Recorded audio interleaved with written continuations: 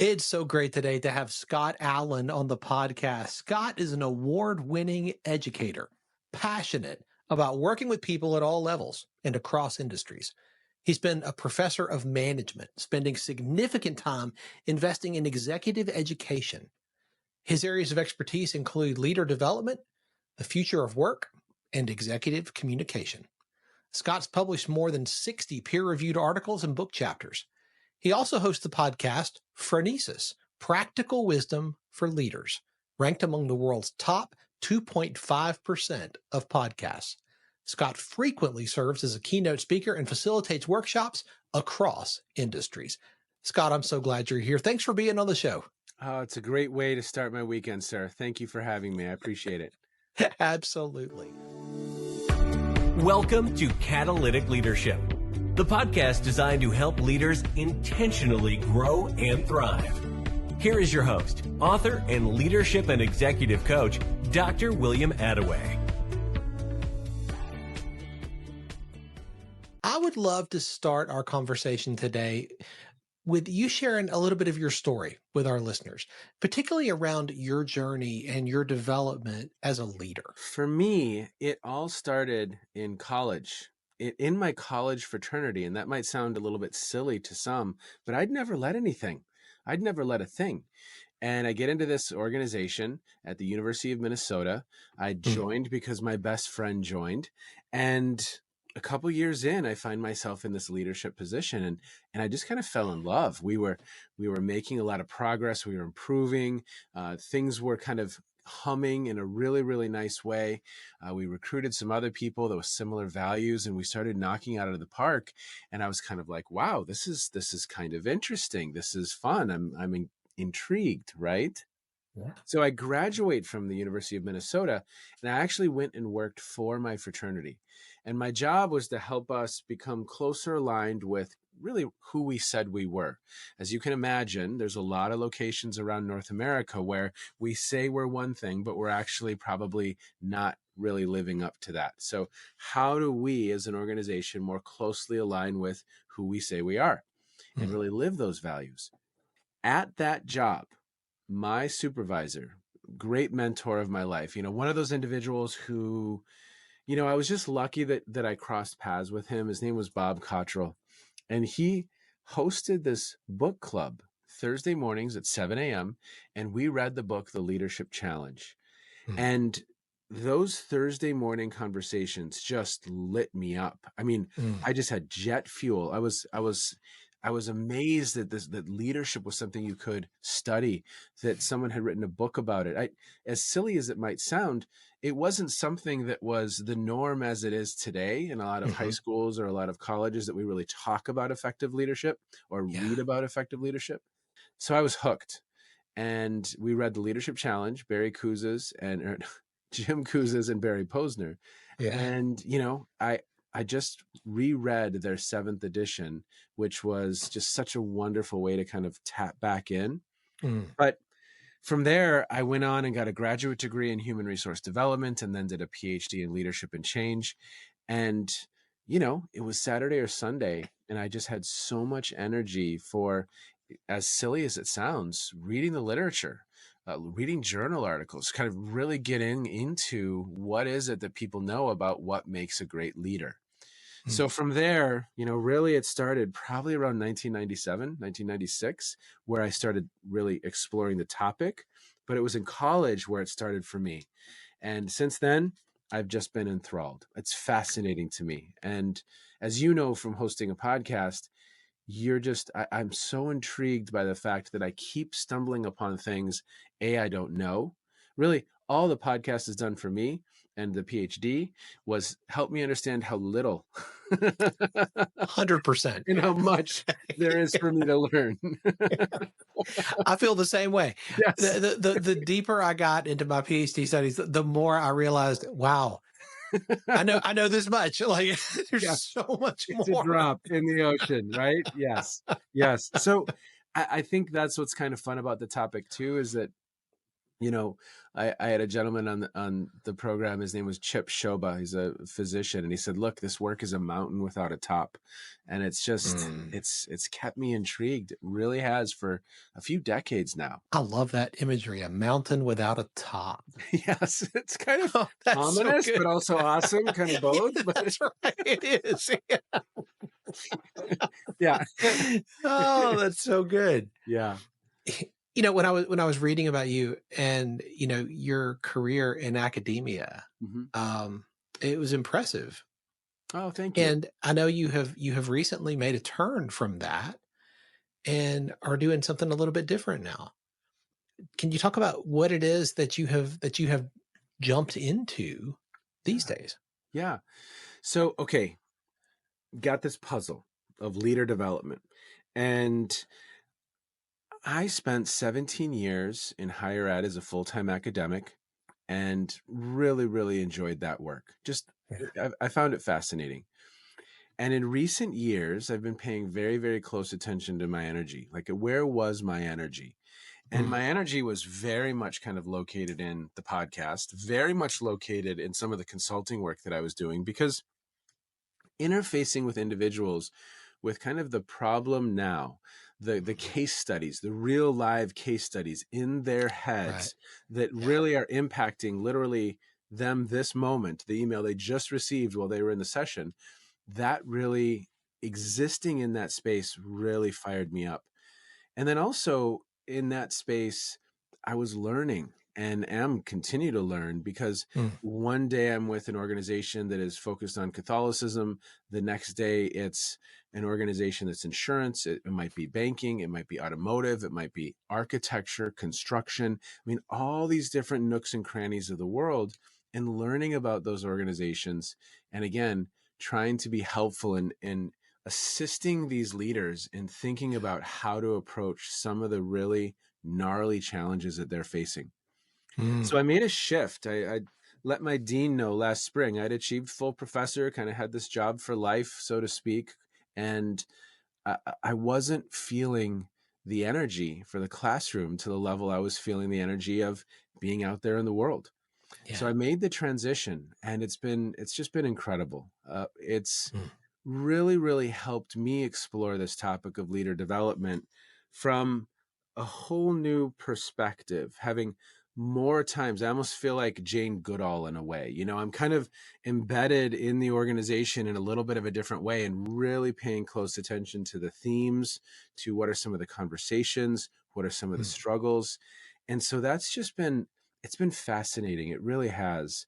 And for now, that's where my energy is. I don't know if it'll be there 7 years from now. Who knows? Maybe someday I'll go back to academia.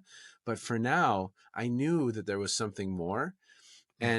and a lot more to learn.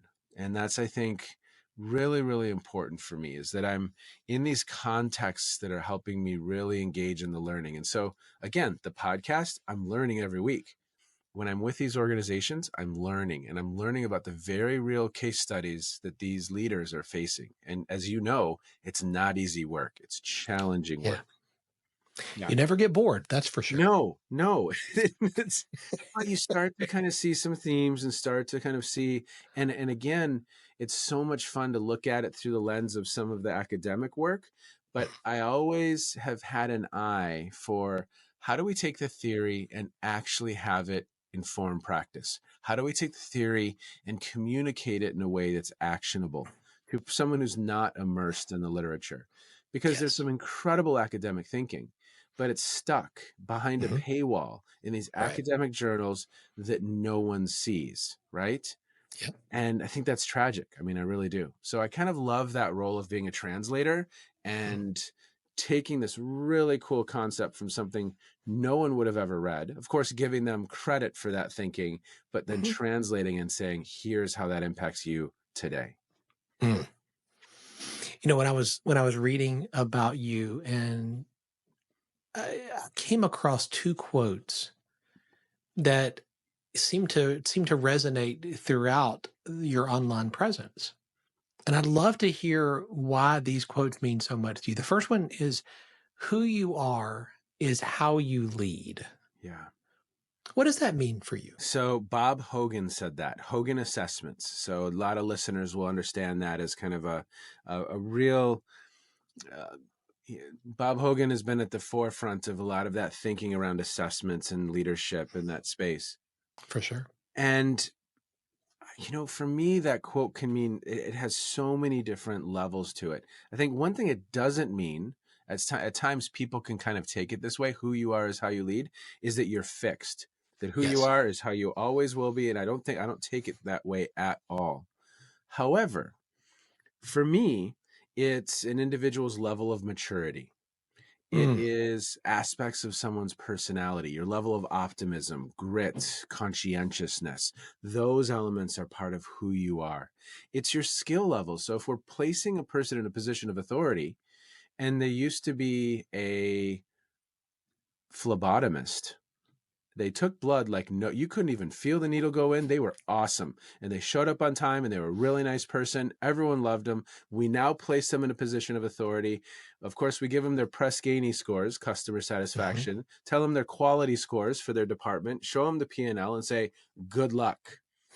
And, obviously this person is a completely new job.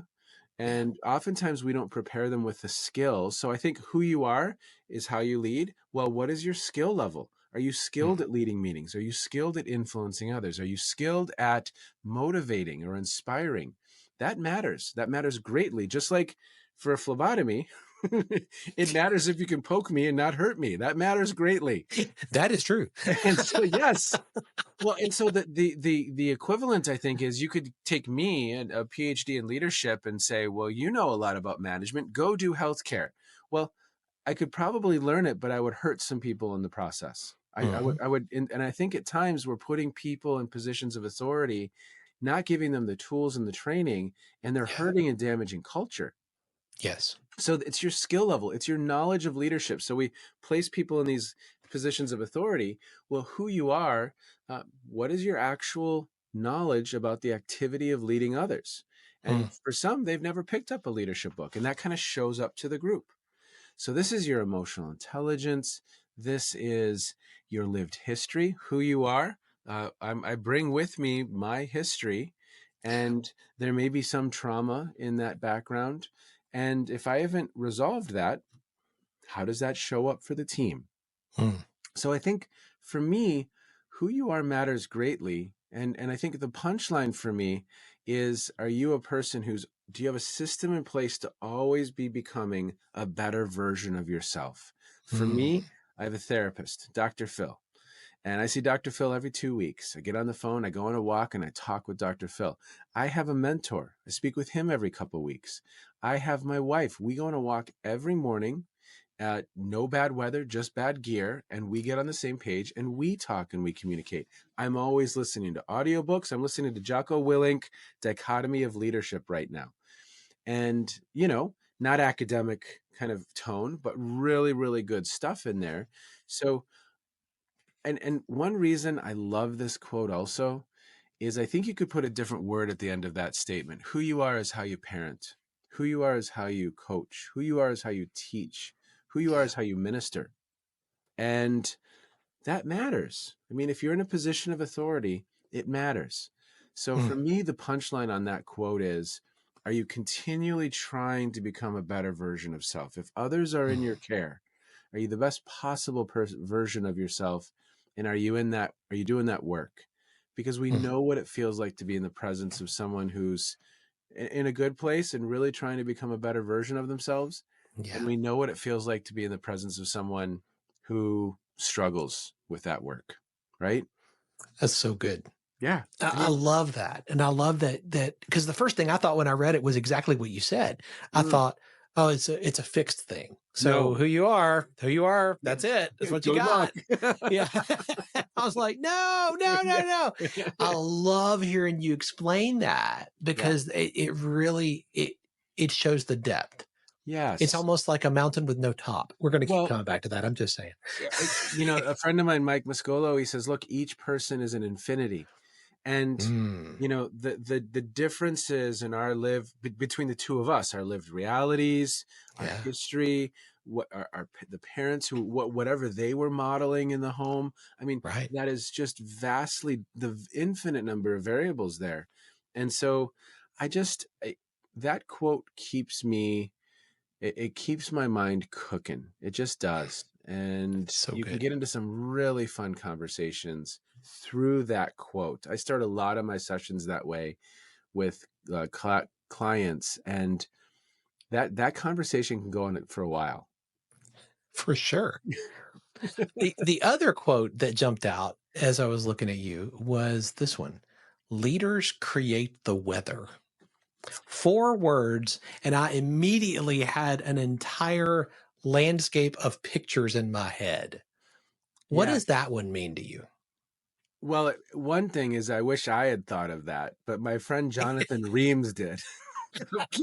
I keep, how could I do this? What could I come up with that would, what other things other than weather do we all experience? I mean, it's such a beautiful image. And Yeah. again, like, I love that quote because parents create the weather, Yeah. coaches create the weather, teachers create the weather. And Yes. so I think, another way of saying this is what's the emotional tone? What is the tone you're setting in Yeah. that space? So you've worked for individuals somewhere along the way where Mhm. it was just kind of tornadic. It was Mhm. hurricane-like. It was just, there was always, things were swirling and it was a little bit of a chaotic Yes. space. Their world was a little chaotic. Your world became a little chaotic. You've probably worked for someone who every day it was just a little 50 and rainy. You'd say, how you doing? They'd say crappy. You'd be like, oh, okay, well, go get them, That's right. have a great day, Jim. And Jim, that's the weather pattern. You put Jim in a position of authority, Yeah. and it's kind of a depressing place to be. Mhm. So I'm not saying that it's always 70 and sunny. We can't all live in San Diego, but what I Right. love about that quote is, what's weather over time? Well, it's climate. And Yeah. what's another word for climate? I mean, culture. We can Culture. kind of make that leap a little bit. So Yeah. is it hot and just Sahara-like and just really, really, really uncomfortable in the space? Is it Mm. cold, like a Siberian gulag? Is it cold and just, I mean, so I love that quote because I think it reminds me, even as a parent, part of my job is to set a tone. And what is that tone that I'm setting with my kids in a general sense? Again, it's not always 70 and sunny. There's Yeah. thunderstorms. Every once in a while, there's a little bit of a hurricane. But in a Mm. general sense, am I conscious of the fact that the energy I'm putting out matters? And I Mm. think at times people struggle with that. And if you're living with that, or if you're being coached by that, or you had that teacher where you walked in, you thought you loved history, and all of a sudden it got really dry in the space, and it was Yeah. a long semester, and it was just, wow, can I get a little water, please? That's right. I want to be quenched. But no, Dr. Johnson couldn't bring that to the table, right? Oof. So that's another That's so one that good. just, it kind of sticks with me in a very Yeah. powerful way. But again, that's my friend Jonathan Reams. Just brilliant. Mm-mm. So good. Mm-hmm.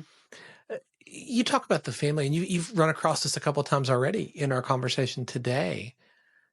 You talk about the family as an opportunity to practice leadership. Mm.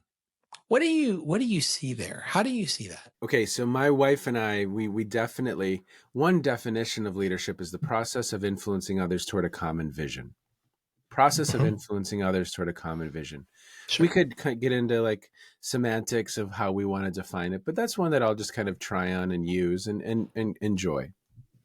Well, then that would mean that part of my wife and I, our role is influence our children toward a common vision. That might be Mm. influencing them to prioritize their grades or influence them to tap into something that they're passionate about here on earth. So Yeah. we very, very much, a lot of our walks in the morning, we are talking about, okay, how do we influence our Mm. son or our daughter. And Yeah. it might be just like nudge, let's not have to ground Right. or take away. I mean, not that that's never happened. It has. Sure. And a lot of the time we're talking about how do we gently nudge, guide, influence towards success, whatever Yeah. success means. It might be getting the part. It might mean tapping into a passion that they have, experimenting with something new. And that's, for me, I don't think you have to have a title to lead. I Mm. don't think you have to have a position of authority to have influence. So we Mm. very, very much, and, parenting is a great mirror for what you need to work on, right? Boy, isn't that true? If you slow down and pay close attention, Yeah. so I don't really say this very often, but the day my wife, before our son was born, she said, look, I just hope you really kind of enjoy this experience as a parent and really stay present with the experience. And so Mm. I took that to heart. And so every day, that my first task on my to-do list is I write a sentence about each child. When my son was born, I pulled out my laptop, I wrote a sentence, and literally every day for 16 plus years, I've written a sentence. And Wow. yeah, and have done that with the twin girls as well. Every day there's a sentence, and it might be you walked for the first time today. It might be we were in Washington State and we visited Boeing. Who knows what it is, but it's something about their life and who they are. And recently my entry for my son has been, you're challenging me to get better, because I'm Ooh. not good enough yet in certain ways. I'm not there yet. Mm. And Mm. again, it's this wonderful mirror to where I can improve, develop, and grow. And I think as parents, it's very easy to look at them and their deficiencies and what they're not doing. Mm. But it's a little more challenging to kind of turn that towards ourselves. And my wife and I have a really wonderful relationship, and she's helpful. She's very helpful. I can just look at her and she can, give me a glance like, you're failing right now. You're not good enough yet. Right? Step it It's up. not working. That's poor timing there, Scott. That was not the time, but you walked into it and it blew up, didn't it? Her emotional and social intelligence is at like a 9, and I'm in process. I'm with you. Same situation. My wife helps me so much in that. Yeah. I totally get that, man. So yeah, I mean, so I've told this story a couple of times too. Like, the pandemic, and what I'm about to say, it's a privileged story, right? So I understand that, but that was some of our happiest times as a family in those couple years, in the sense that it was an opportunity for us to model problem solving for the kids. It was an opportunity to model optimism in the face of challenge, where some things that, they would say things like, well, this is not going to be a great Thanksgiving. And we would say, well, how do we make this the best Thanksgiving ever? And we started some wonderful traditions as a family during those years. So I think parenting, for sure, social learning theory, Albert Bandura, what's being modeled in your environment, we have an opportunity to model for our kids communication, healthy boundaries, what is humorous and fun, healthy fun. And so for me, again, it kind of comes back to who you are is how you lead, who you are is how you parent. Am I the best version of myself, or trying to be? And because I view it as a leadership role, as an opportunity to practice leadership, for sure. Everybody listening to this show is listening because they want to become better. This is something that we talk about frequently, that you do not have to stay where you are. You can choose something different. You can choose to grow and change. Yep. In your expertise, from what you have seen and learned so far in your journey, what would you say if one of the listeners were to say, what can I do to improve my leadership today? A couple things come to mind for me. A couple things, really important things, come to mind for me. So one, who are your thinking partners? Who are those individuals that you can go to, that you can confide in? Again, I have Phil, Gary, my wife. Those are 3 core. I also have some mentors in the community that I connect in with, that I learn from, that I ask key questions of. These aren't That's good. people that I'm kind of commiserating with. And it's not a relationship where like, oh yeah, that they are horrible, blah, blah, blah, blah, blah. These are relationships where I'm saying, I'm failing here. I'm not seeing results. I'm wondering why. And they're thinking partners, right? They're individuals that are helping me. So who are those individuals for you? It's not a drinking buddy. Although I guess you could have a beer and have a really insightful conversation, but you know what I'm saying? This Yeah, isn't just totally. like, I'm palling around and watching the game. These are individuals where you can have deep conversations and share some of those limitations and be vulnerable with those individuals. Mm, And so that's for me, one of the most important pieces. mm, Number two, there's a mindset here that when I'm not getting the results I want, and again, parenting, workplace, community, there's a mindset here of what do I need to own in this kind of situation? What do I need to own in this challenge? What do I need to own in us not getting the results that we want? yeah. Um, and I think in that, there's a lot of potential learning. It's called self-serving bias. We tend to externalize and blame others. Yep. If, my boss doesn't get it, well, why don't they? What have I not been skilled at influencing them? Am I not communicating it in a way where they can hear it? I mean, there's learning there, right? And that's exactly the type of question I might bring a mentor and say, look, I see this, and this as opportunities. I'm not getting anywhere. What am I missing? What could I be doing differently? So there's a mindset that keeps you That's in a good. place of growth and development and searching. We tend to externalize some of those failures, those limitations, blame others. And I think if we at least put it through that lens, what do I need to own? I'll give you an example. I'll give you an example from parenting. So, as a parent of teenagers, a challenge I'm confronting right now is it can be the case that every time I interact with them, it's because something hasn't been picked up again. It's the third time. This is an ongoing conversation, et cetera, et cetera, et cetera, et cetera, et cetera. And I can walk around the house and I can see those things very, very easily. And I can name them very easily. But they may not want to spend a lot of time with me or interact all that much with me if that's the only thing I'm saying. Mm, That's the only interactions we're having. mm, So what I've been practicing lately is I have to make those deposits into the emotional bank account, and it's a little bit harder right now, but I have to be very conscious. My daughter's studying and really going above and beyond and working hard. I have to be able to remind myself to pause, slow down, and say, I'm so proud of you. You are working hard. Thank you. mm, Right. mm. And so it's very easy for me to see what they're not doing. It's very Yeah. difficult for me to see, oh, wow, you're kind of every interaction is a little bit negative and probably not all that positive. Um, what's up with that, Scott? Right? So does that make sense when I say that? I mean, Oh, it's 100%. super interesting. I think all of us are drawn, and leaders. I think we see. I mean, Maxwell says we see more than others see, and we see before others see. Oh, Right. wow. Yeah. And Yeah. so yeah, I totally resonate with that. And the danger is that we start to hold people accountable for a gift they don't have. Hmm. Because if they're not in the same space, if they don't have the same experience, they don't see what we see. Yeah. And why don't they? Well, maybe it has to do with us not communicating well. Right. Maybe we haven't Yeah. led them to yet. Right. You at Yeah. least have to put it through that filter, right? It's, Right. I in the classroom, I would give out assignments, of course, and sometimes papers would come back and they'd be terrible.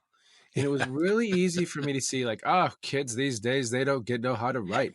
And sometimes I was confusing. I wasn't clear. Mm, I didn't communicate exactly what it was I was looking for or really yeah. outline what the expectations were. I always owned a little piece in what came back to me. Does that make sense?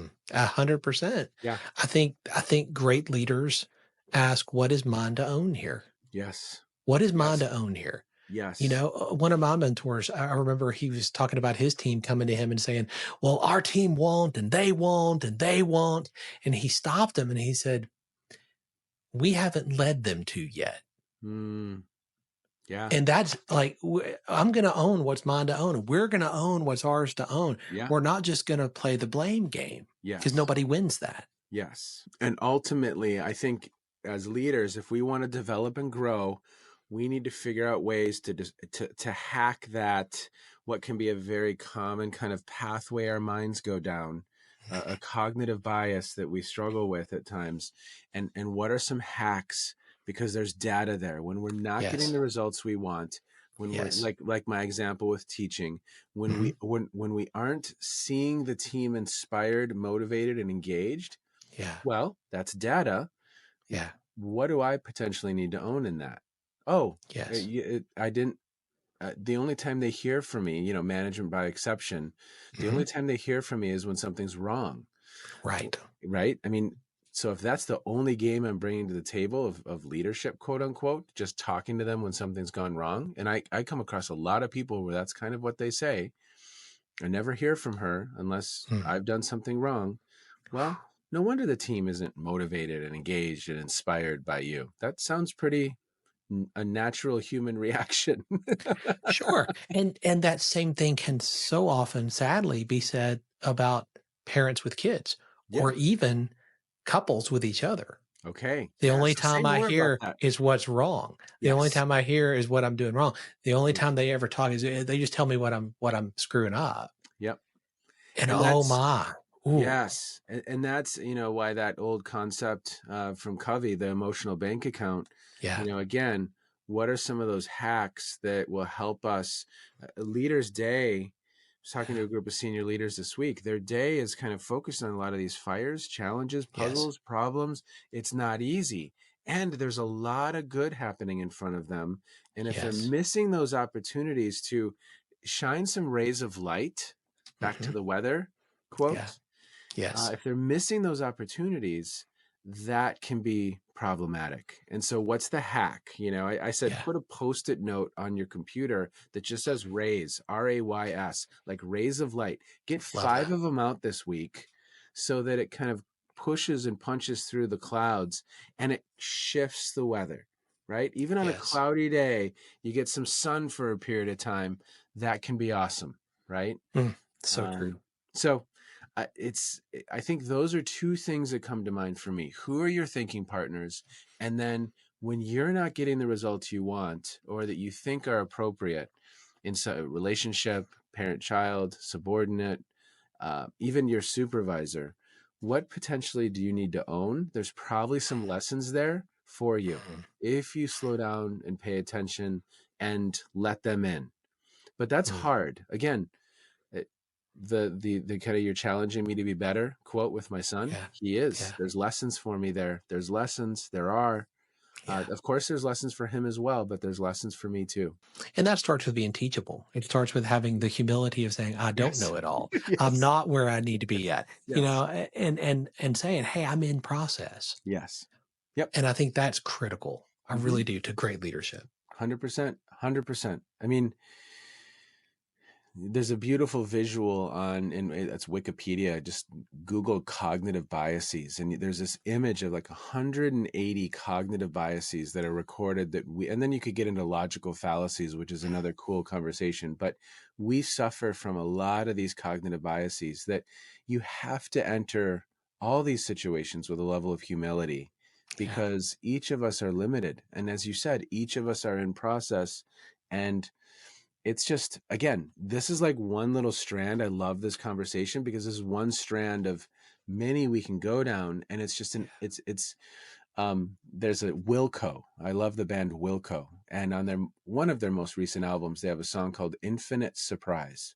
And I love that phrasing too. Infinite surprise.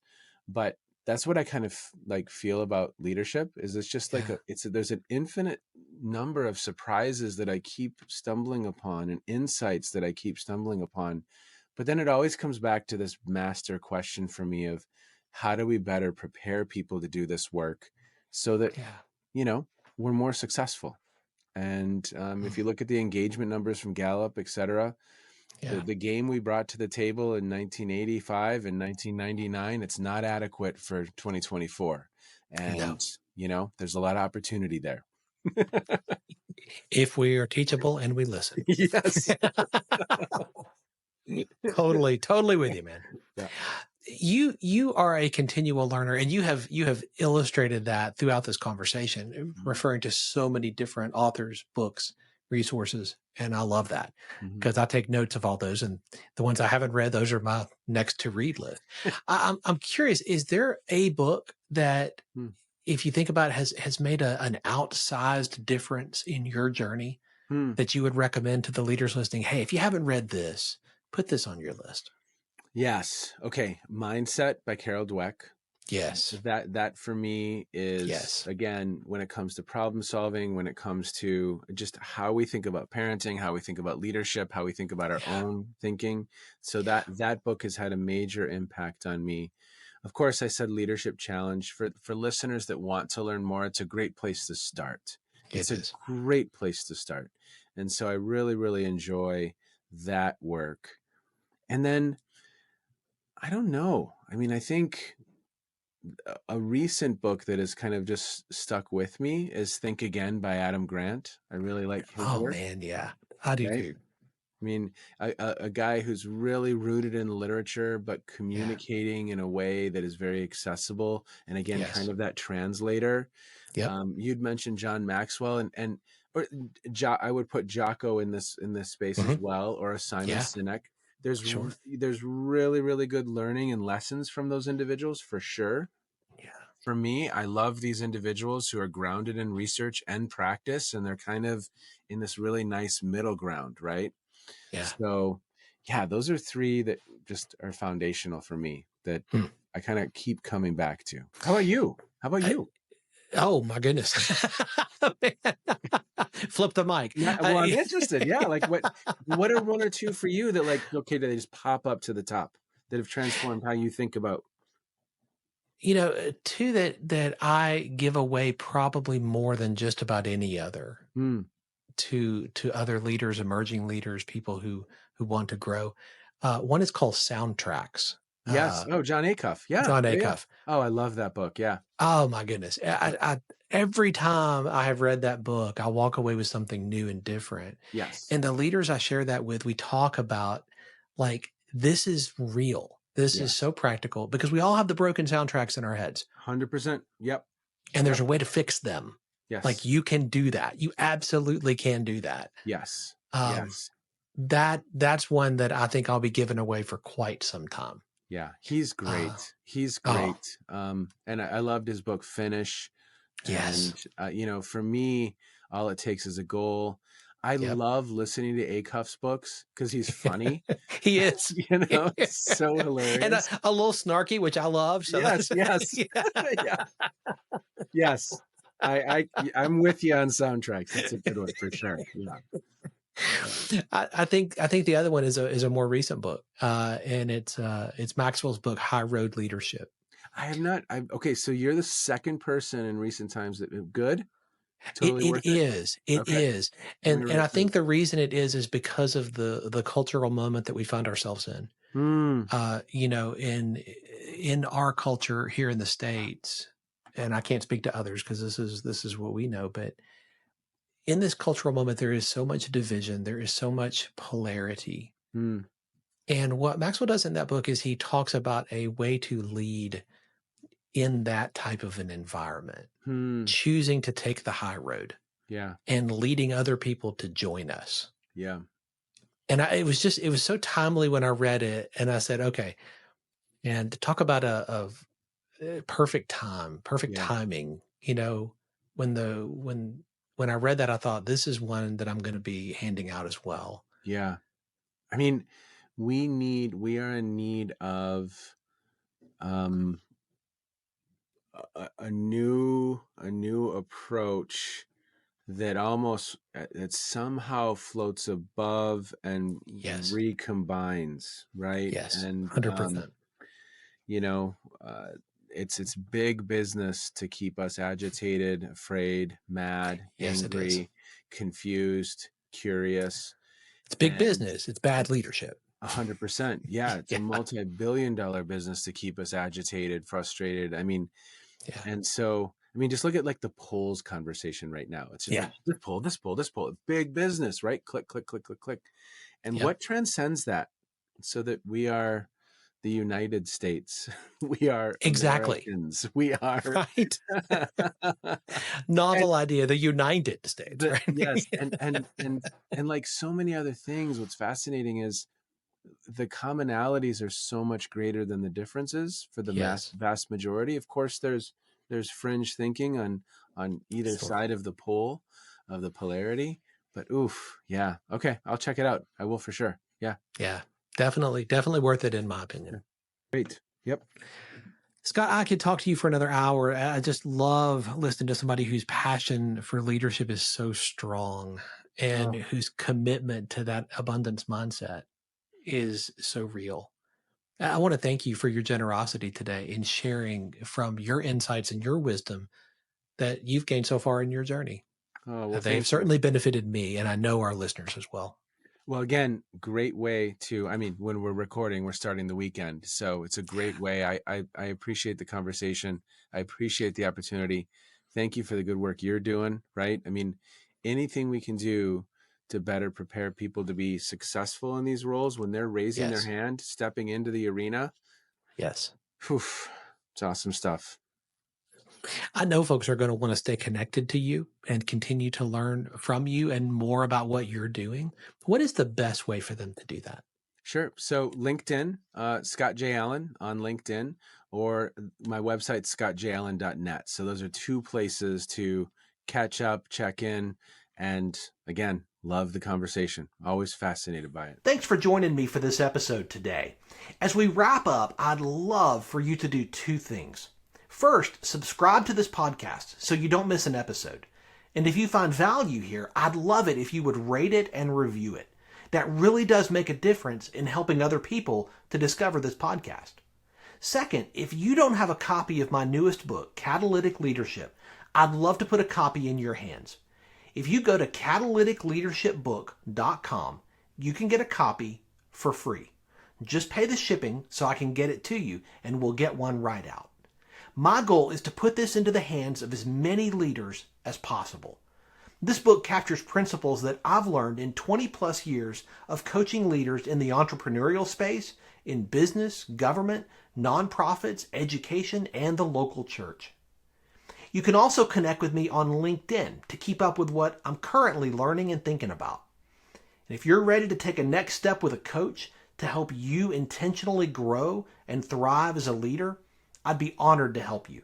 Just go to catalyticleadership.net to book a call with me. Stay tuned for our next episode next week. Until then, as always, leaders, choose to be catalytic. Thanks for listening to Catalytic Leadership with Dr. William Attaway.